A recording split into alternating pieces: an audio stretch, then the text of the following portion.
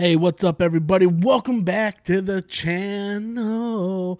And as we all know, this movie, Shazam! Fury of the Gods, isn't doing so well in the theaters. It's not doing that well in the box office right now. It's a massive flop, bringing in only 30 million. Morbius, guys, let that sink in. Morbius made more money in its opening weekend than Fury of the Gods. So let that thing sink in, okay?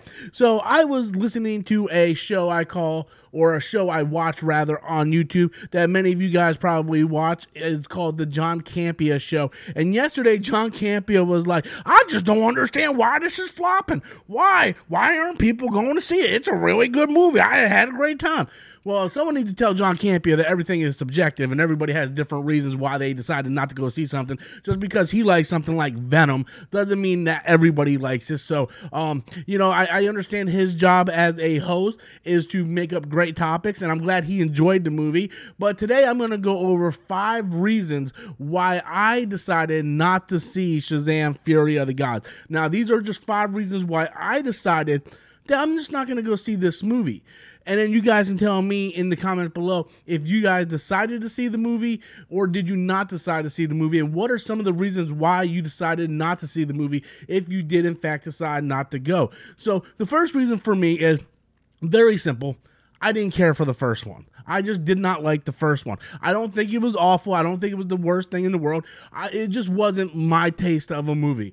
I felt that the character between Billy Batson and the Shazam character, the acting was off between the two. They didn't feel like one person. I felt like Zachary Levi just kind of like really hammed it up and went over the top. And he felt more like an 8-year-old rather than Billy, who was a teenager at this point. So to me, that was a major turnoff. Plus, they introduced the Shazam family at the end of the first film, so I felt like they blew their load for any possible sequel. That like they could have saved that. This is a Shazam movie. They should have just focused on his character, but instead they had to blow the load, had the Shazam family. So to me, it was just like, okay, whatever. So the second thing is that I am just simply burnt out with these superhero Comedy Central movies. Thor: Love and Wonder really kind of just dropped the ball for me, where I feel like Thor Ragnarok, it had a lot of comedy in it, but I enjoyed the overall story of that movie much more.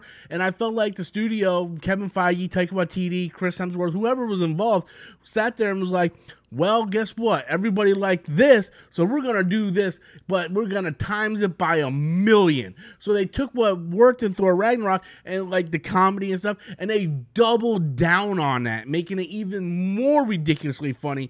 And I'm just not down with that. I was afraid Shazam was going to be the same thing, where the first one was financially pretty successful. It was very well received by critics and fans, and they were probably just going to double down on that comedy, and that is just something that turned me off on the first one. So that was another part of actually not wanting to go see the movie. The third reason is the trailers just did not look good to me. Nothing about these trailers made me go, oh my God, I gotta go see this, right? I gotta go see this. Whereas something like Ant-Man, I did not like Ant-Man 2. I thought Ant-Man 2 was trash, right? But at least the Ant-Man 3 Quantumania trailers had Kang in it, and I'm like, holy I gotta go see this just for Kang, right? Like the trailers sold me to go see this because, oh, this is gonna tie into the multiverse and we're gonna get Kang, and so the trailers sold me. Whereas the trailers for Fury of the Gods didn't really sell me. It looked like, oh, we're gonna see Shazam, his family, he's going to struggle to defeat this new enemy or whatever, and he's going to do some deep down stuff, and he's going to do all this stuff, and he's going to become a hero. And it's the same generic stuff we've seen over and over again. It would have been cool if they didn't introduce the Shazam family in the first film, and they saved that for this film, and we're like, oh my God, the Shazam family, I gotta go see this. But they blew their load in the first film, introducing the Shazam family, so what was the point of going to, like there was nothing to go see. And this brings me to my number 4 point, where it's just bad villains. Right? It's just bad villains. Like, a lot of people go to the theaters to see movies because the villains are awesome. Right? It's like, why did we go see Infinity War and Endgame, man? Because Thanos looks dope as hell, man. Why did we all go see Ant-Man 3? Right? Because of Kang the Conqueror. So a lot of the times, and this ain't always the reason, but a lot of the times we go see movies because of the villains, right? We wanted to go see all these villains come back for Spider-Man No Way Home, right? We wanted to see like Wanda become a villain and Multiverse of Madness, right? A lot of times the villains are just as important as the main character. And when you have like these, and no, I don't mean any insult, but when you have like Helen Mirren as a villain, right? I don't want to see Senior Citizen Villain Day. You had a very mediocre villain in the first film, and now you're giving us more mediocre villains. You got Helen Mirren, Lucy Liu. You're giving us more mediocre villains, and not to say anything to do with their performance, but I'm just talking about as a comic book fan. I have no idea who the hell these people are. Right? Whereas if you would have had like Black Adam in the second movie, we all know who Black Adam is. It is literally Shazam's arch nemesis, right? So if you would have saved the Shazam family and then have Shazam go up against Black Adam, and Black Adam is just beating the living snot out of Shazam, and then he needs the help of his friends and his family to create the Shazam family to take out Black Adam, that is a recipe for success. Because then you're taking stuff in the first movie, and then you're building upon that. You're raising the stakes with Black Adam. You're now introducing the family element into it, where Billy just can't do it on his own. He needs his family, and they take down Shazam. So it doesn't make, or take down Black Adam, and it doesn't make Black Adam look weak because they needed like 6 people to take out just that one villain. So I felt like that was something that should have been in the sequel, but instead the studio had to have, Rock wanted to do everything his own way. I'm not cameoing for Shazam. This is like my own thing, the whole hierarchy of power, and that turned off a lot of people. People didn't want to see a Black Adam standalone movie. People wanted to see Shazam, Superman, and Black Adam go at it. At the very least, have Shazam fight his arch nemesis, Black Adam, and then end it in a draw, or end it like where they had to cheat to beat Black Adam, and then add Superman later on. Right? It's common sense. It just doesn't make any sense. You wouldn't have a Spider-Man movie, but then the Green Goblin's not going to show up. The Green Goblin's going to have his own solo movie. Right? It just doesn't make a lot of sense. People wanted to see Shazam versus Black Adam, but instead, because The Rock had some kind of clout he thought he had, they decided we're going to do a Black Adam solo movie. We're not even going to mention Shazam really in that movie, and we're not even going to put Black Adam in the Shazam movie because The Rock feels like, no, I'm Mr. Draw Power. So this was a mess up between everybody involved. This was a mess up on the directors, the studio heads, The Rock, everybody, because this is a movie that they should have had The Rock introduced in this movie, had Billy fight him, introduced the Shazam family, then you spin off the Black Adam solo movie, and then you guys bring them back later on with like Superman or something.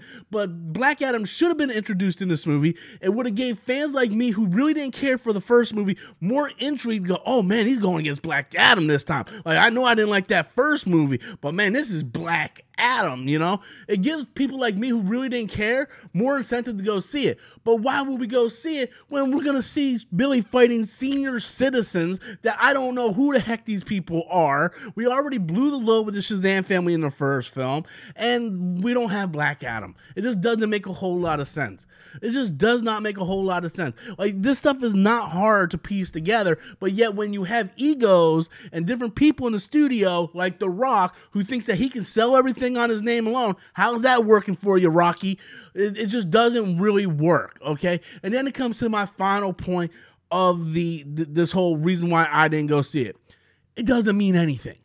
It doesn't mean absolutely anything. And this whole notion where movies don't need to connect in order to be good, just throw that out the window. Okay, throw that out there. If we're talking about something like the Batman or the Joker, you're absolutely right. But the problem is Shazam, this character was already introduced into the DCEU and was already introduced to be connected to this world. So the fact that this world is being destroyed at the end of Flashpoint, there gives no people like me incentive to go see it. So this whole thing where John Campion's like, well, I don't believe that's the reason. Well, maybe for some people it's not the reason, but I'm just talking about for me personally, right? You add all the other things, the reason why I didn't go see this, and then add on top of it that it doesn't mean anything, there's just no reason to go see it. There's no reason to go put my hard-earned money in it for a movie where the trailers looked bad, there's no Black Adam, there's forgettable villains, and at the end of the day, it doesn't matter because it's irrelevant because they're rebooting this thing anyway. So what is the point? What is the incentive for me to take not only money, but my time? Time is hard to come by. Time is something you cannot get back. Time is a predator and it will hunt you down. That's a reference from Star Trek Generation. But that is something that you don't get back. So why should I invest my money that I worked hard for, my time, on a movie with bad-looking trailers that isn't going to connect to the overall narrative of the future DCU, and the fact that it's forgettable villains that I don't even know or care about? So why? Why should I do that? But anyway, guys, the actual facts of the matter is Shazam is a massive flop. That is not my opinion. That is just a fact at this point. Everything is just factual. But I just gave you 5 reasons of why Robert Storms, decided not to go see Fury of the Gods. But I want to know what you guys think. Have you seen the movie? Are you like me and decided not to go see the movie? And if you have, why were some of the reasons why you decided not to go see it? Leave those comments in the comment box below. Smash that like and subscribe button. And I will catch you guys next time. Later.